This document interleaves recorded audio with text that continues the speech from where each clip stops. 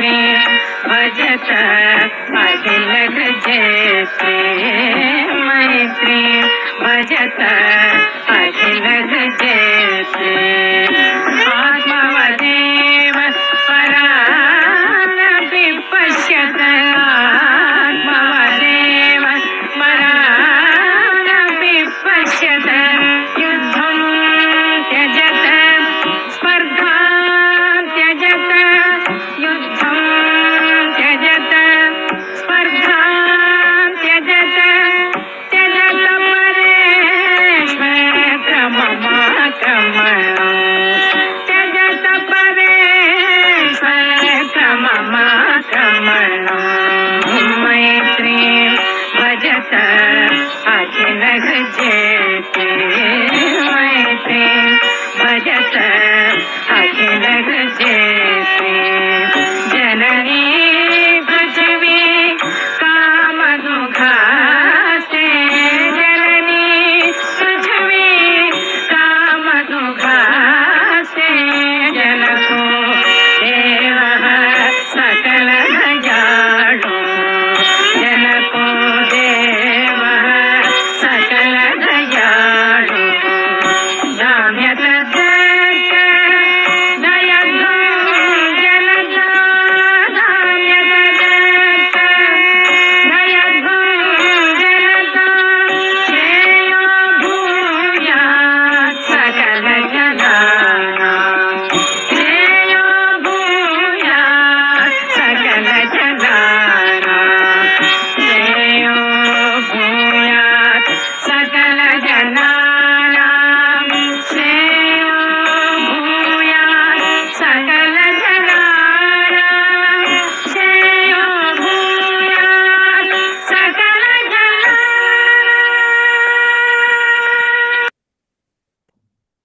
நேயர்கள் அனைவருக்கும் வணக்கம். இது ஞாயிற்றுக்கிழமை தோறும் முழங்கும் ஞானமயம் நிகழ்ச்சி. எங்கள் நிகழ்ச்சிகளை ஜூம், யூடியூப், ஃபேஸ்புக் வழியாக காணலாம், கேட்கவும் செய்யலாம். இன்று மார்ச் 30ஆம் தேதி 2025ஆம் ஆண்டு குரோதி வருடம் பங்குனி மாதம் 16ஆம் தேதி. யுகாதி புத்தாண்டு வாழ்த்துக்கள் அனைவருக்கும் உரித்தாகுக. பிரிட்டனில் உள்ளோர் இன்று மதர்ஸ் டே கொண்டாடுகிறார்கள். மதர்ஸ் டே வாழ்த்துக்களும் உரித்தாகுக. இன்று திருமதி ஜெயந்தி சுந்தரின் குழுவினர் வழங்கும் இறைவணக்கத்துடன் ஒலிபரப்பு துவங்கும். பின்னர் உலக இந்து செய்தி மடலை லண்டனிலிருந்து வைஷ்ணவி ஆனந்தும், சென்னையிலிருந்து கோமதி கார்த்திகேயனும் நமக்கு வழங்குவார்கள்.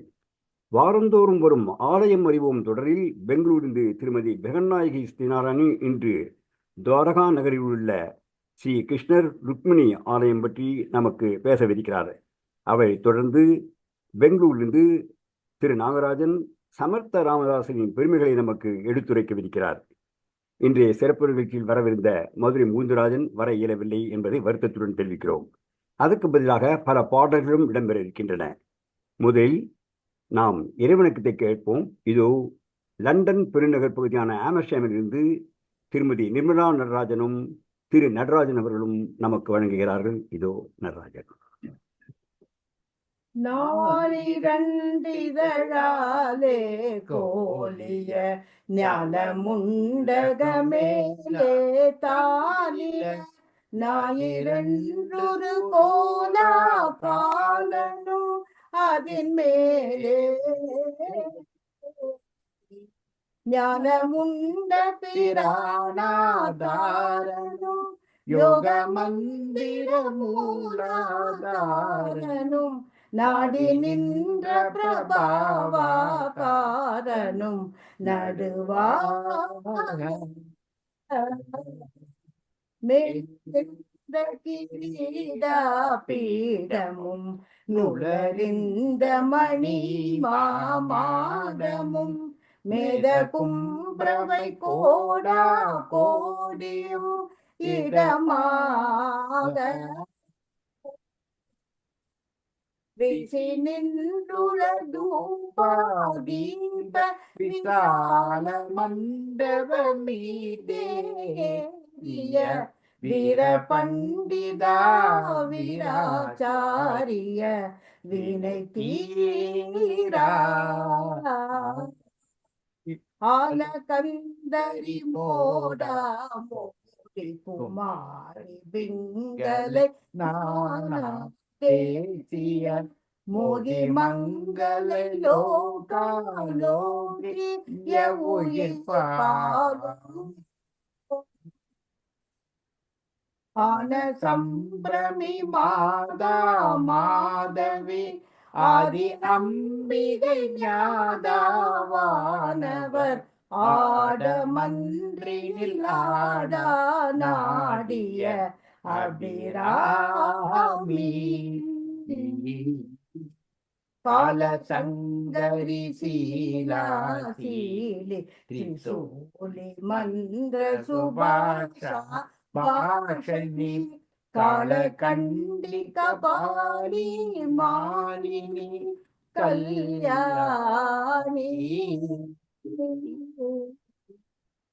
காமதந்திர லீலா லோகினி வாமதந்திர நூலாய் வாழ் சிவகாம சுந்தரி வாழ்வே தேவர்கள் பெருமாளே முருகா வீசி நின்றுள தூபா தீப விசால மண்டப மீதே வீர பண்டிதா வீராச்சாரிய வினை தீராய் முருகா.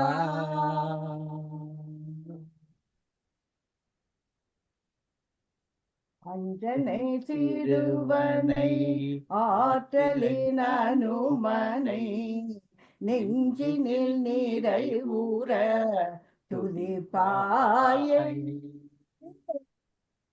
செஞ்சொலில் வல்லவனை வஞ்சனை கூட எஞ்சிய வடகனை துதிப்பாயை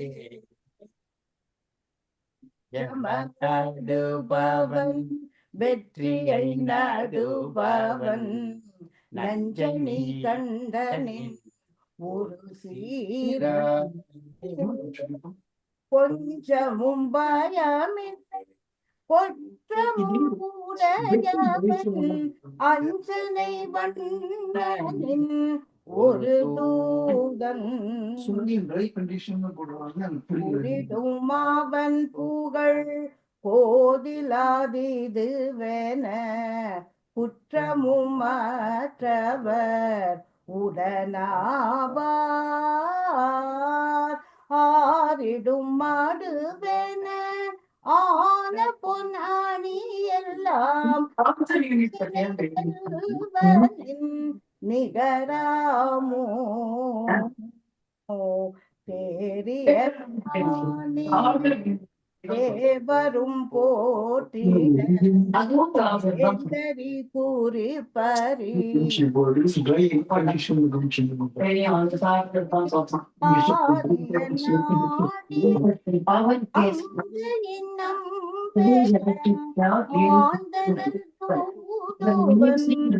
ஆனவனே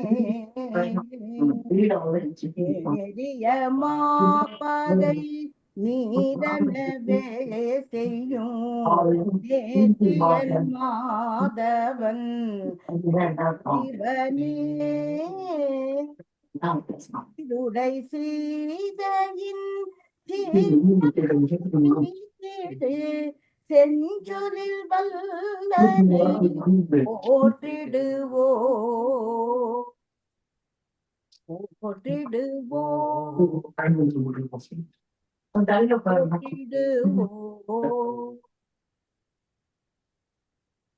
ஒரு வேண்டுகோள், இடையே சில இடையூறுகள் வந்து கொண்டிருக்கின்றன. கற்பகமையர் ப்ளீஸ் மியூட். நீங்கள் தொடர்ந்து பாடலாம். நிறைய அப்படி பேர் இருந்தது, நிறைய தெரிஞ்சா 4 நாள் பண்ணிக்கிறேன்.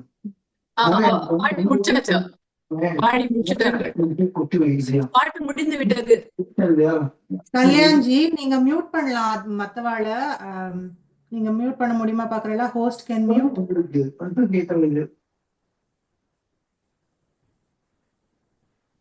நிறைய வந்திருக்கோம், பட் இங்க வரவே அது கற்பகமையர் ப்ளீஸ் மியூட். சார் நீங்க மீட் பண்ணல சார், அவ்வளவு மீட் பண்ணு.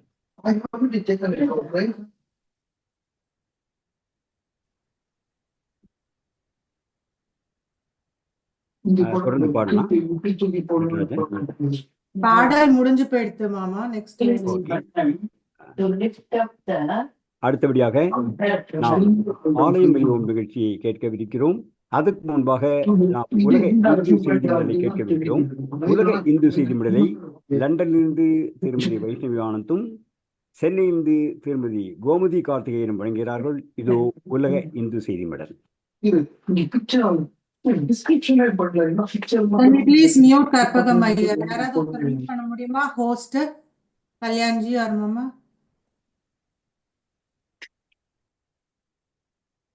தேங்க்யூ. ஞானமயம் வழங்கும் உலக இந்து செய்தி மடல். செய்திகளை தொகுத்தவர் லண்டன் சுவாமிநாதன். லண்டன் மாநகரிலிருந்து வைஷ்ணவி ஆனந்தும், சென்னையிலிருந்து கோமதி கார்த்திகேயனும் வாசித்து வழங்கும் செய்தி மடல். அனைவருக்கும் வணக்கம். இன்று ஞாயிற்றுக்கிழமை மார்ச் 30 2025 ஆண்டு. முதலில் ராமநவமி செய்தி. அயோத்தியில் ஏப்ரல் 6 ராமநவமி உற்சவம். இந்த ஆண்டு ராமநவமி ஏப்ரல் 6 கொண்டாடப்படுகிறது. இந்த நேரத்தில் ராமபிரானின் பிறந்த நாள் கொண்டாட்டங்கள் நடைபெறும். ராமநவமி சிறப்பு பூஜைகள் நடைபெறும். நாடு முழுவதும் உள்ள வைணவ ஆலயங்களில் ராமநவமி உற்சாகமாக கொண்டாடப்படுகிறது. ராமநவமி நாளில் சிறப்பு ஊர்வலங்கள், பஜனைகள் மற்றும் ராம் லீலா நிகழ்ச்சிகள் நடைபெறும். ஏப்ரல் 6 நடைபெற உள்ள ராமநவமி விழாவில் 50 லட்சம் பக்தர்கள் பங்கேற்க வாய்ப்புள்ளதால் அயோத்தி ராமர் கோவிலில் பாதுகாப்பு ஏற்பாடுகள் தீவிரமடைந்துள்ளது. ராமநவமி ராமரின் பிறந்த நாளை கொண்டாடும் இந்து மதத்தின் மிக முக்கியமான திருவிழாக்களில் ஒன்றாகும். இவ்விழாவில் கலந்து கொள்ள லட்சக்கணக்கான பக்தர்கள் ராமரின் பிறப்பிடமான அயோத்திக்கு வருகை தருகிறார்கள். உத்தரப்பிரதேச மாநில டிஜிபி குமார் ராமநவமிக்கு முன்னதாக அயோத்தி ராமர் கோவிலில் பாதுகாப்பு மதிப்பாய்வை மேற்கொண்டார். இதன் மூலம் பண்டிகையின் பாதுகாப்பு ஏற்பாடுகளை உறுதி செய்தார். கொண்டாட்டங்களின் போது எந்த ஒரு அசம்பாவித சம்பவங்களையும் தடுக்கும் வகையில் திட்டங்களை மேற்கொள்வது குறித்து அதிகாரிகள் விவாதித்தனர். மேலும் சிசிடிவி கேமராக்கள் மற்றும் ட்ரோன்கள் போன்ற மேம்பட்ட தொழில்நுட்பங்கள் கோவில் சுற்றுவட்டார பகுதியை கண்காணிக்க பயன்படுத்த அறிவுறுத்தப்பட்டுள்ளது. வேல் யாத்திரைக்கு உச்சநீதிமன்றம் அனுமதி மறுப்பு. சென்னையில் வேல் யாத்திரை நடத்த அனுமதி கேட்ட மனுவை உச்சநீதிமன்றம் தள்ளுபடி செய்தது. பாரத் இந்து முன்னணி என்ற அமைப்பு சார்பில் சென்னை உயர்நீதிமன்றத்தில் தாக்கல் செய்யப்பட்ட மனுவில் கூறப்பட்டுள்ளதாவது: மதுரை திருப்பரங்குன்றம் மலையில் இந்து கடவுளான முருகனின் கோவில் அமைந்துள்ளது. ஆனால் இந்த மலையை இஸ்லாமியர்கள் உரிமை கொண்டாடுகின்றனர். எனவே திருப்பரங்குன்றம் மலையை பாதுகாக்க சென்னையில் வேல் யாத்திரை நடத்த அனுமதிக்க வேண்டும். இவ்வாறு அந்த மனுவில் கூறப்பட்டிருந்தது. இதை சென்னை உயர்நீதிமன்றம் தள்ளுபடி செய்தது. இதற்கு எதிராக மனுதாரர் தரப்பில் உச்சநீதிமன்றத்தில் மேல்முறையீடு செய்யப்பட்டது. அந்த மனு உச்சநீதிமன்றத்தில் தள்ளுபடி செய்யப்பட்டது. காஞ்சி சுவாமிகள் திருப்பதி விஜயம். காஞ்சி சங்கராச்சாரியார் ஸ்ரீ விஜயேந்திர சரஸ்வதி சுவாமிகள் மார்ச் 21 முதல் 28 வரை ஆந்திர பிரதேச காளஹஸ்தி திருத்தலத்தில் தங்கி சந்திரமௌலீஸ்வர பூஜை செய்தார். காளஹஸ்தி சிவன் கோவிலுக்கு அவர் வந்தபோது அவரை தக்க மரியாதைகளுடன் கோவில் அதிகாரிகள் வரவேற்றனர். அவர் காளஹஸ்தி நகரிலிருந்து திருப்பதிக்கு விஜயம் செய்துள்ளார். அங்கு வசந்த நவராத்திரி பூஜைகளை நடத்துவார். மார்ச் 30 முதல் ஏப்ரல் 7 வரை வசந்த நவராத்திரி பூஜைகள் சங்கரமடத்தில் நடைபெறும். விஸ்வாவசு, புது வருடம் மற்றும் யுகாதியை ஒட்டி சிறப்பு பூஜைகளும் ஹோமங்களும் நடைபெறும். திருநள்ளாறு சனீஸ்வரர் கோவிலில் சனிப்பெயர்ச்சி எப்போது? கோவில் நிர்வாகம் விளக்கம். திருநள்ளாறு சனீஸ்வரர் கோவிலில் சனிப்பெயர்ச்சி எப்போது என்று கோவில் நிர்வாகம் விளக்கம் அளித்துள்ளது. புதுச்சேரி அரசு இந்து சமய நிறுவனங்கள் துறை நிர்வாக அதிகாரி அலுவலகம் ஸ்ரீ தர்பாரண்யேஸ்வர சுவாமி தேவஸ்தானம் சார்பில் திருநள்ளாறு சனீஸ்வரர் கோவிலில் சனிப்பெயர்ச்சி எப்போது என்ற அறிவிப்பை கோவில் நிர்வாகம் அறிக்கையாக வெளியிட்டுள்ளது. அந்த அறிக்கையில் பக்தர்கள், ஜோதிடர்கள், அர்ச்சகர் மற்றும் பொதுமக்கள் மத்தியில் சனிப்பெயர்ச்சி தொடர்பாக பல்வேறு செய்திகள் மற்றும் கட்டுரைகள் வெளியாகி வருகின்றன. குறிப்பாக 2025 மார்ச் 29 அன்று சனிப்பெயர்ச்சி நடைபெறும் என்ற தகவல்கள் பரவலாக வெளிவந்துள்ளன.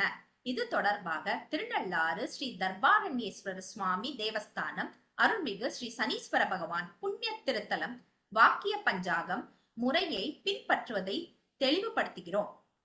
இந்த பாரம்பரிய கணிப்பு முறையின்படி 2026 ஆண்டிலேயே சனி பெயர்ச்சி நடைபெறும் என தெரிவிக்கின்றோம்.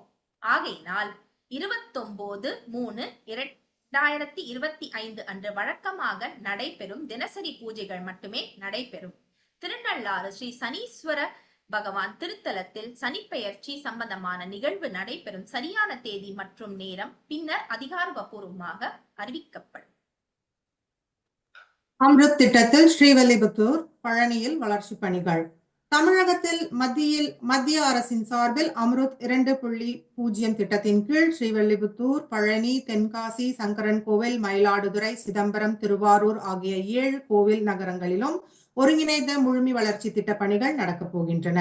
தமிழகத்தில் 1 லட்சத்திற்கும் குறைவாக மக்கள் வசிக்கும் 51 நகரங்களில் அம்ருத் 2 திட்டம் செயல்படுத்த முடிவு செய்யப்பட்டுள்ளது. இதற்காக புதிய மாஸ்டர் பிளான் தயாரிக்கும் பணிகளில் அதிகாரிகள் ஈடுபட துவங்கியுள்ளனர்.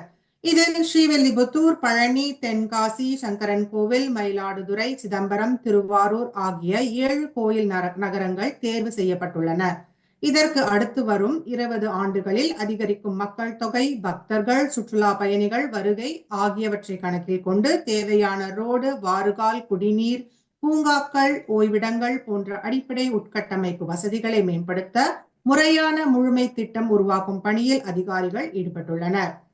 இத்திட்டம் செயல்படுத்த முழுமையான திட்டம் தயாரிக்கும் பணியில் அந்தந்த கலெக்டர்கள் தலைமையில் அனைத்து துறை அதிகாரிகள் பங்கேற்கும் ஆலோசனை கூட்டங்கள் நடத்த அறிவுறுத்தப்பட்டுள்ளது.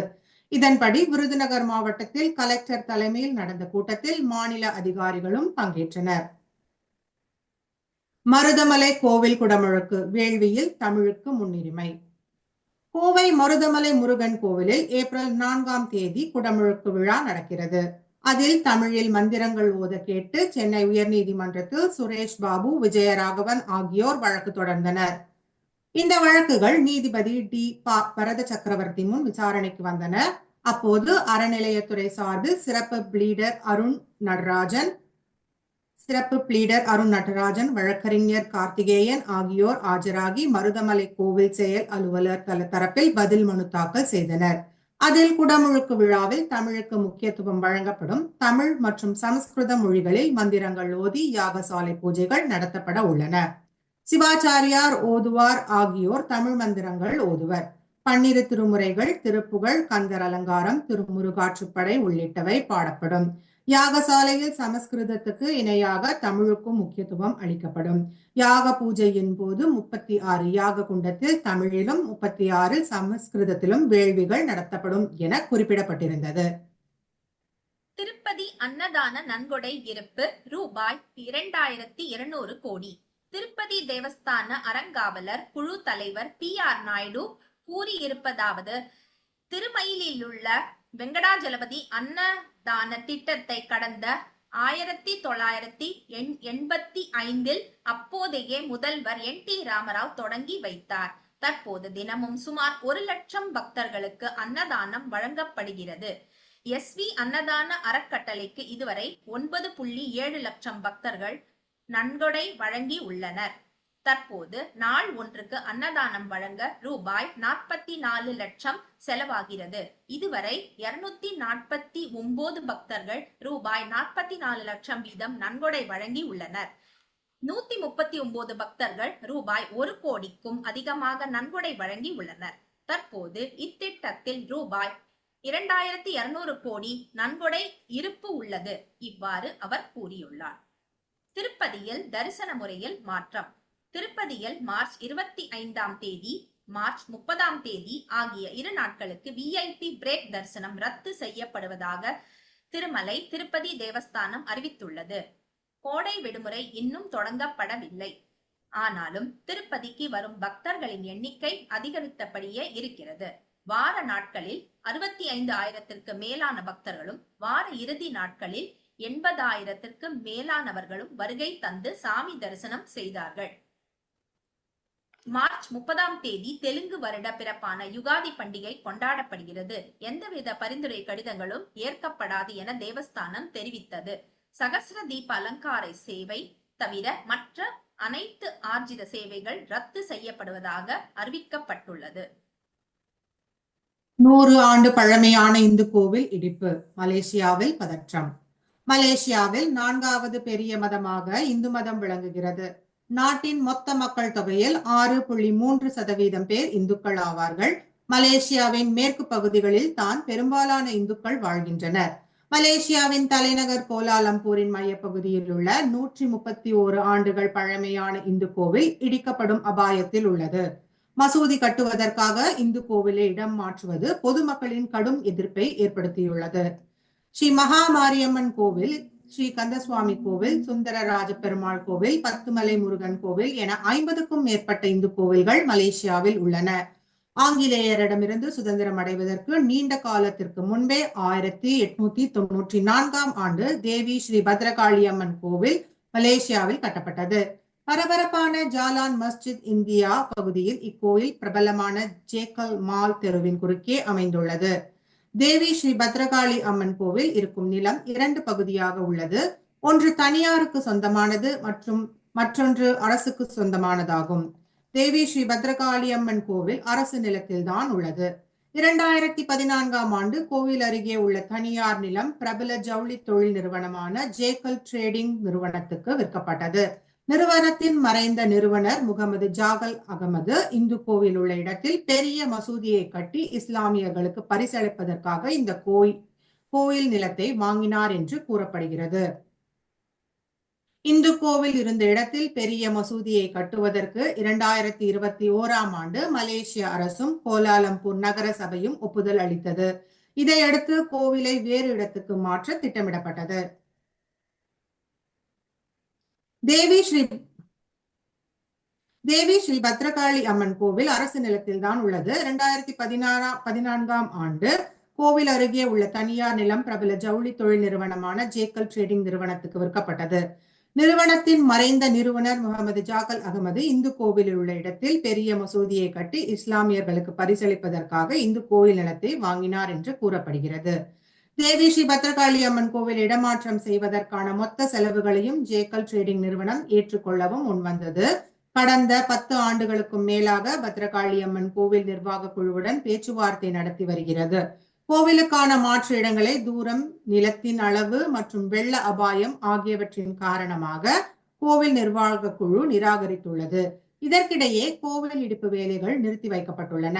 சிலாங்கூர் மாநிலத்தில் அந்த பகுதியில் 4 மசூதிகள் இருக்கின்றன. ஆனால் ஒரே ஒரு இந்து கோவில் தான் உள்ளது. அதுவும் வரலாற்று சிறப்புமிக்க கோவிலாக உள்ளது. எனவே இந்துக்களின் உணர்வை மலேசிய அரசு புரிந்து கொள்ள வேண்டும் என இந்து மக்கள் விரும்புகின்றனர். இந்து தர்ம கலாச்சாரமே வெற்றிக்கு காரணம். அமெரிக்க FBI தலைவர் காஷ் பட்டேல் கருத்து. தனது வளர்ச்சிக்கும் வெற்றிக்கும் சனாதன இந்து தர்ம கலாச்சாரமே அடிப்படை என்று அமெரிக்காவின் FBI தலைவரான காஷ் பட்டேல் பகிரங்கமாக தெரிவித்துள்ளார். இந்திய வம்சாவளியினரான அவரது கருத்து சமூக வலைதளங்களில் வைரலாகி உள்ளது. FBI என்பது பெடரல் பியூரோ ஆஃப் இன்வெஸ்டிகேஷன் எனும் அமெரிக்க ஸ்தாபனமாகும். குற்றங்களையும் பயங்கரவாதத்தையும் புலனாய்வு செய்வது அதன் பணி. இந்திய வம்சாவளியினரின் மகனான 45 வயதான காஷ் பட்டேல் இப்போது அமெரிக்காவில் மிகவும் சக்தி வாய்ந்த FBI தலைவராக உள்ளார். தனது தலைமை பண்புக்கு இந்து கலாச்சார மதிப்பீடுகள் எப்படி உதவின என்பதை காஷ் பட்டேல் விளக்கியிருக்கிறார். அமெரிக்க அரசியல் போர்க்களத்தில் ஒரு இந்து போர் வீரன் என்ற தலைப்பில் காஷ் பட்டேலின் கட்டுரையை அமெரிக்காவின் இந்தியா ட்ரிபியூன் என்ற இணைய செய்தி வெளியிட்டுள்ளது. 1893ஆம் ஆண்டு சிகாகோவில் நடந்த உலக மத மாநாட்டில் சுவாமி விவேகானந்தர் ஆற்றிய உரையின் கருத்துக்களை உள்ளடக்கியதாக அந்த கட்டுரை அமைந்திருக்கிறது. இந்த கட்டுரை புலம்பெயர்ந்த இந்து குடும்பத்தின் எளிமையான தொடக்கத்திலிருந்து அமெரிக்க அரசின் உயர் பதவிகள் வரை காஷ் பட்டேலின் பயணத்தை விவரிக்கும் இந்த கட்டுரை அவரது வாழ்க்கையில் இந்து மதம் ஏற்படுத்திய செல்வாக்கு பற்றி விரிவாக சுட்டிக்காட்டியுள்ளது. குறிப்பாக டீப் ஸ்டேட்டுக்கு எதிரான உறுதியான போராட்டத்திற்கும் இந்து மத கலாச்சாரமே தனக்கு துணிவை தந்ததாக காஷ் பட்டேல் கூறியிருக்கிறார். ஏற்கனவே FBI தலைவராக பதவியேற்ற போது பைபிளுக்கு பதிலாக பகவத்கீதையின் மீது சத்திய பிரமாணம் எடுத்துக்கொண்டார். அதன் பிறகு உலகத்தின் மிகப்பெரிய தேசமான அமெரிக்காவின் FBI முதல் தலைமுறை இந்தியர் வழி நடத்த உள்ளதாக பெருமிதத்துடன் கூறியிருக்கிறார்.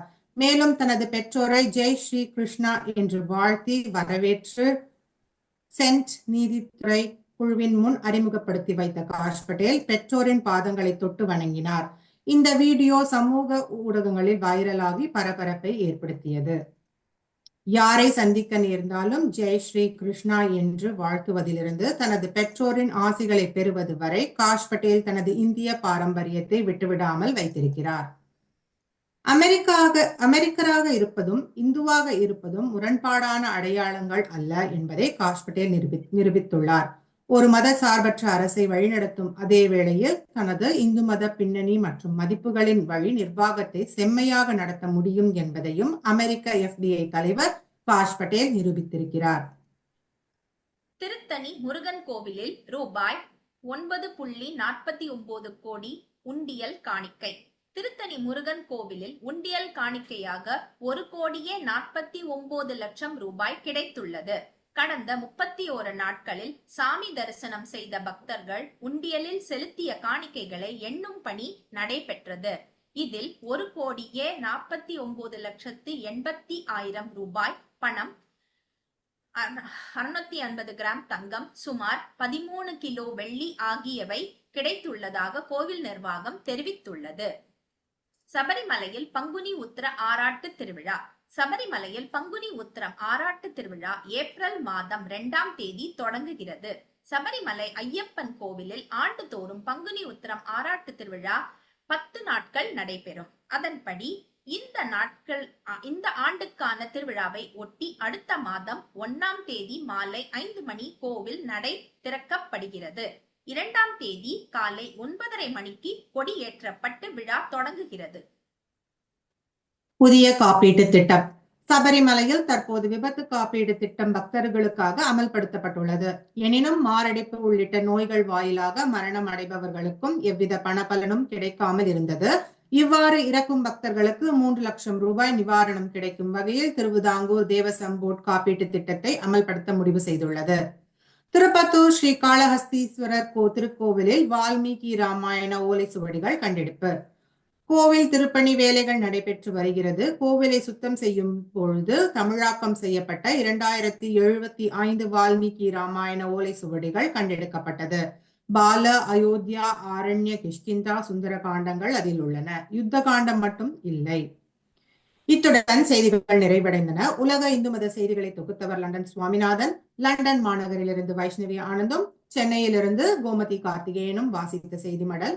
அடுத்த ஒளிபரப்பு ஏப்ரல் 6ஆம் தேதி லண்டன் நேரம் பகல் 1 மணிக்கும் இந்திய நேரம் மாலை 5:30 மணிக்கும் நடைபெறும். நன்றி, வணக்கம். 3 பேருக்கு நன்றி கூற